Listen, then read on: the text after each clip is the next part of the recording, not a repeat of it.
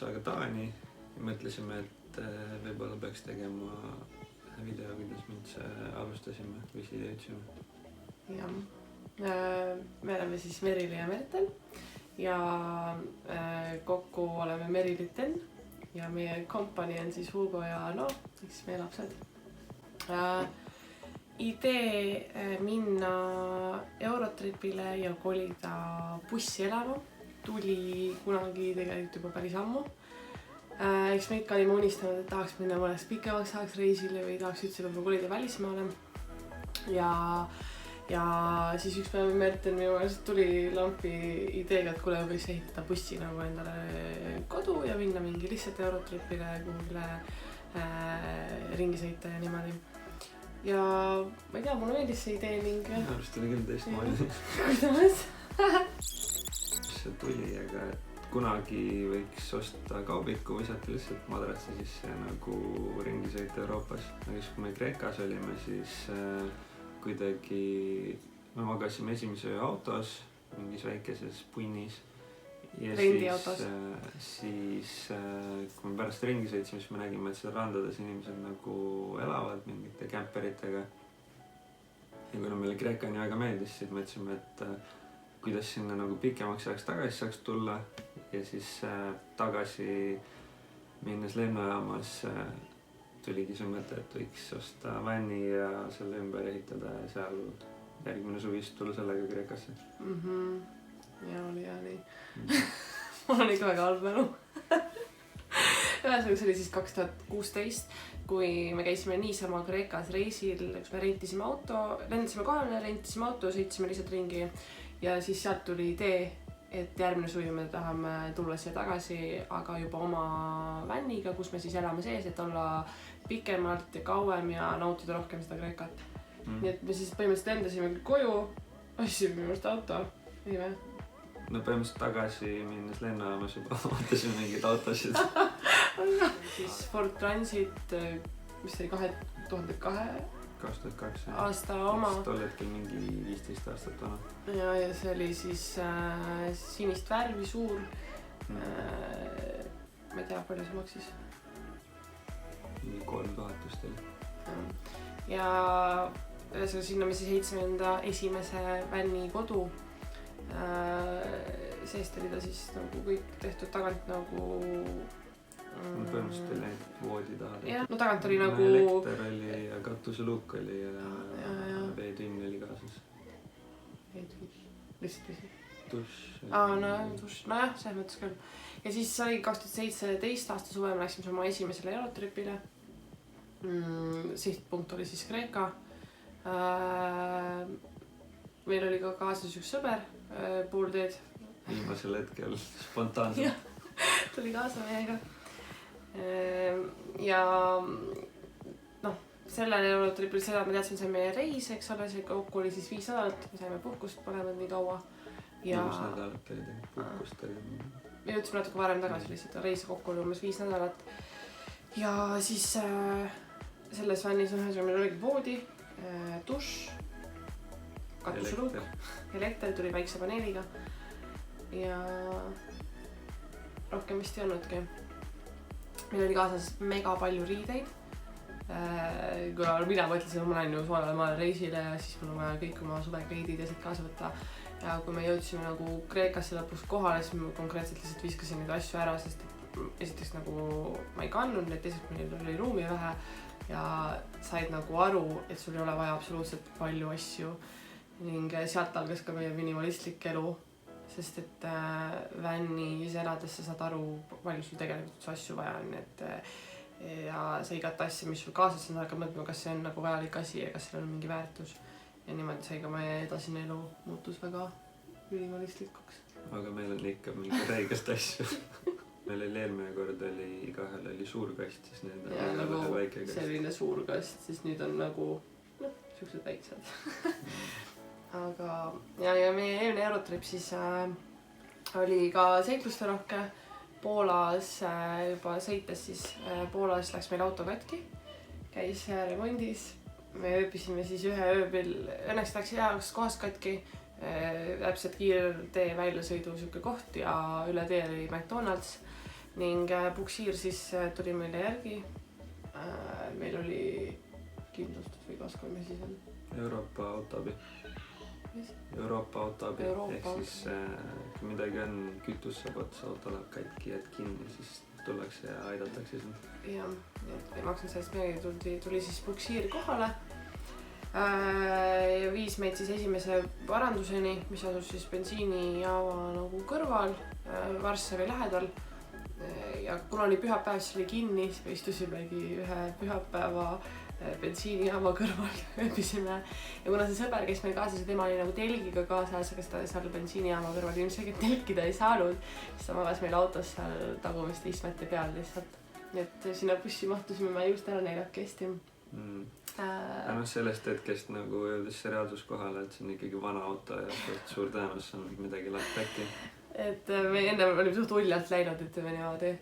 Ja no see kämpimine seal Poolas selle bensiinijaama lihtsalt tegime seal oma gaasi peal, tegime makarone ja see oli küll siuke natuke nagu kodutu tunne. Aga no näiteks parim oli see, et meil see termomeetri näidik ei töötanud, muidu vähemalt ta ei liikunud ja siis kui me Kreekas olime kuskil kõrgel mägedes, siis me ütlen, et oi, mulle tundub, et meil ikka töötab see termomeetri näidik, siis see oli kuskil täiesti hakkas jah kuskil nagu hüplema või? Jaa, see oli veel saakas. Aga muidu see reis oli väga äge ja me saime sealt nagu kinnitust, et me tahame kindlasti kunagi minna pikemaks ajaks. Ja niimoodi, aga meil on vaja natuke paremat autot ja me saime veel nagu teada, me nagu selle kogemuse võrra rikkama me teadsime, mida me järgmiselt autot ootame ja mida võiks teha teisiti. Nii et põhimõtteliselt tulime siis koju. Tulime koju ja siis selle eelmise auto jutu jätkuks veel, et siis kui koju tulime, siis põhimõtteliselt see auto otsustas, et enam käima ei lähe. Ja kuna sellest reisi ajal oli nii suur stress kogunenud, siis oli suht kopees sellest autost ja siis me müüsime seal lihtsalt maha ja viiksinud enam remontida seda. Aga ühesõnaga siis me hakkasime endale uut bussi otsima. Ja märtsiks oli meil siis olemas uus buss.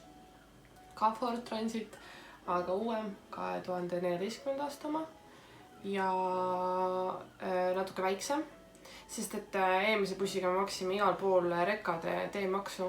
Siis me mõtlesime, et me võtame natuke väiksema bussi selle mõttega, et me saaksime natuke odavamat teemakse maksta. Ja et me saaksime näiteks Itaalias mahuksime parklatesse või ka üldse parkimismajadesse, sest selle suure kaabikuga ei mahtunud. Sellepärast me otsustasime võtta nagu väiksema. Meil oli nõudmine. Üks point oli veel see, et kuna meil tavaautot ei ole, et siis see ei oleks nagu iga päev ei oleks bussijutt, et oleks nagu normaalne auto, millega poodiga minna. Jah, me ei vaja selle kuskil sõita. Ja mis me veel nõudmised olid? No me tahtsime, et 3 istet oleks sees. Jah. Siis me veel noad ei teadnud, aga tahtsime, et taga oleks need laudauksed nagu mis käivad kõigedele. Mitte, et ei käiks üles, vaid käiks niimoodi lahti. Rohkem vist nagu meil praegu ei tule. Aga me saime siis lisaks, me leidsime väga hea auto, valget värvi. Saime lisaks siis selle, et meil on telekas seal. Ja et meil on püsikiirus hoidik. No jaa, kas see oli lisaks seda me ei oodanud. Telekas oli küsik. No jah, see oli luksus, sest meil ei ole kodus telekat ja meil on autos telekas, kus saab isegi panna selle teleka kaardi sisse, et me saaksime nagu tavatelekat või autos vaatamas. Ma tahaks. Ma ei tee seda. Ja ühesõnaga siis oligi märtsis meil uus buss, mida me hakkasime siis ehitama. Panime samamoodi päiksepaneeli siin, et meil oleks elekter. Sellega saame siis ära laetud kõik oma telefonid, vaadata see telekas on ka sellega üheldud, me saatame telekat sellega. Jah, ühesõnaga meil pole see nagu tühjaks saanud see aku, et me oleme kõik oma elektrivajadused nagu kogu aeg sellega ära rahuldanud.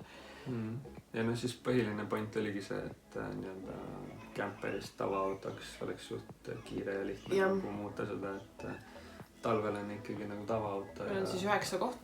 Ei, 9 kohta. Ja suvel on camper siis, kus on siis praegu meil 4 kohta. Nimelt taga on siis üks koht on taga veel, kus siis käib kinni lahti ja siis saab poodiks teha või kuidas väga. Ja rohkem me väga ehitnudki sinna, me ehitasime lihtsalt, et ongi see voodikarkass ja siis on kööginurk on välja tõstetav. Esimene aasta me käisime siis sellega Soomes ja Poolas ja lihtsalt Eestimaal sõitsime ringi. See oli siis 2018 suvi ning nüüdseks on meil siis perekond natuke täienes ja me mõtlesimegi, et nüüd või mitte kunagi oleks aeg minna siis teha üks pikem reis. Me otsustasime, et me saame teise lapse. Siis me hakkasime ka väikselt seda plaani küpsetama, et minna siis elama autosse Euroopasse kuhugile reisima. Siis on meie Ruule hoidja. Jah, meie enda kodusse tuli Jüriline, kes siis elab seal koos meie koeraga. Sest et me koera ei tahtnud kaasa võtta, kuna Euroopas on väga palju hulkuvaid koeri. Vähemalt Kreekas oli väga palju suuri hulkuvaid koeri. 2 last on juba piisavalt palju, kelle järgi vaadata. Midagi reisiks ettevalmistuse näol tuligi oma elu siis kokku pakkida kõik oma korterist. Juba sellepärast me tuli Jüriline sinna, pluss veel see, et me ise siis kolisime 4,6 ruutmeetri peale elama 63 ruutmeetrilt. Et see asjade majandamine on ikka päris korralik olnud. Ja passid, ID-kaardid tegime lastele endale. Ma ei tea, see lõpp läks nii hulluks nii. Jah, no muidugi teadsid kogu aeg, et nii palju aega, et pead need asjad ära tegema, aga siis see lõpp oli tõesti nagu Mertenil oli tööasju nii palju. No minul lõppes töö juba ammu ära, et ma läksin dekreeti ja siis ma tõmbasin juba siis oma asjad kokku nagu rahulikult, aga Mertenil oli küll mega palju asju teha. Ning tegelikult me ootasime ka natuke, et Noa saaks vanemaks. Me ei tahtnud kohe päris imikuga nagu minna. Vähemalt ta sai ka mingid, ma ei tea, rotaviirused ja mingid vaktsiinid sai nagu mingis osas tehtud, et seda muret ka ei ole nii suurt niisugusel eluviisil. Kuidas oma nagu elu üldse kokku pakkida, et minna niimoodi, see on tegelikult minu meelest suht keeruline. No seal on nii palju mingeid pisiasju. Umbes, kui sa lähed autoga Euroopas, siis mingites riikides on vaja rohelist kaarti, et sul on liikluskindlustus. Tegelikult nagu väga ei mõtle selliste asjade peale, aga ühesõnaga eesmärk oli minna Hispaaniasse ja Portugali ehk siis sügiseks kuskile sooja. Ja kuna me oleme Läti, Leedu, Poolat sõitnud päris palju, siis me mõtlesime, et seda ei viitsi enam kohada. Läheks läbi Soome, Rootsi, Norra ja ühtlasi vaataks Norras ringi natuke. Ja ühesõnaga siis 12. augustil me startisime. Me sõitsime kõigepealt laevaga Soome, kuna Soome sõita, ja siis Soomest Rootsi, kuna Soome sõita oli odavam kui otse Eestist Rootsi sõita. Otse Eestist Rootsi sõita oli laevapilet mingi 200 €, aga niimoodi, et sõita Eestist Soome ja Soomest Rootsi. Eestis Soome oli 30 € ja Soomest Rootsi oli 150. 70, sorry. See oli Norra Taani ots. Jah, 70. Ühesõnaga see läks siis meil kokku 100 €. Et me võitsime 100 €. Pluss saime Soomes käia. Soomes elab mu isa ja Soomes me siis käisimegi tema juures. Ta elas väga ägedas kohas. Seal on hobused ja siuke mõnus loodus. Nii et me ühe päeva või ühe öö siis olimegi seal. Ja sõitsime edasi siis Turkusse, kus me ka natukene vaatasime ringi. Ja õhtul läks siis laev Rootsi. See oli kõige ilusam kruiisilaev, kus ma olnud olen. See oli mega ilus, lihtsalt palju ilusam kui Tallinki oma.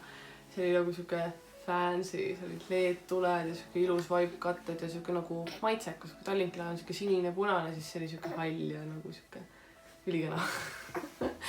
Aga laev... Mingi ülikena, aga modernne lihtsalt. No modernne, no ilusam kui Tallinki laev. Ja see kruiis siis oli kella 9 õhtul kuni hommikul 6-ni. Eks kell 6 me jõudsime Rootsi. Ja Rootsi me siis sõitsimegi lihtsalt läbi otse Oslosse. Ja tegime korra ühe väikse lõunapausi, seal sõime lihtsalt, aga põhimõtteliselt midagi seal me nagu ei teinud. Ja Soomes muidugi korra meil ka auto siin hakkas susisema. Käisime ka korra juba ühes paranduses, lasime vaadata, mis viga on, aga iga otseselt pole midagi, lihtsalt mingi konditsioneeri. Viga on, aga see ei ole eluohtlik. See on mingi konditsioneer hakkab tühjaks saama. Järgmisena teeme siis Norra.